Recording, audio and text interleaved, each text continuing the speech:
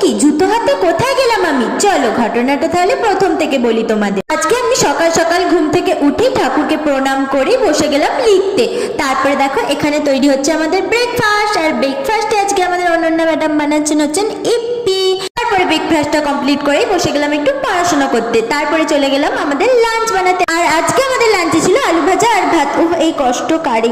তারপরে বিকেল বেলায় সবাই মিলে সাজুগুজু করে বেরিয়ে পড়লাম আউটিং, আর কিনে নিলাম সবার ফেভারিট আইসক্রিম। আর আজকে হলো শনিবার, আর প্রত্যেক শনিবার আমাদের থাকে আউটিং। আরে আরে ওই তো ওই দোকানটায় আমার ঝুলছে পুজোর জামা।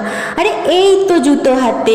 আসলে আমরা কিনেছিলাম জুতো, মানে অনন্যা একটা জুতো কিনেছিল, কিন্তু ব্যাগ আনতেই ভুলে গেছিলাম। কিন্তু তারপরে শেষে একটা চিক পেয়ে গেছিলাম। তারপর দেখো মেমেন্টো হাতে, আমি মানে মুড়ির মেমেন্টো। আর ওই যে দেখো দূরে দূরে একজন। আরে মেমেন্টোটাকে একটু সম্মান দিয়ে নিয়ে যাবি তো। আর হ্যাঁ, তোমরা এরকম ভিডিও দেখতে আমার চ্যানেলটাকে সাবস্ক্রাইব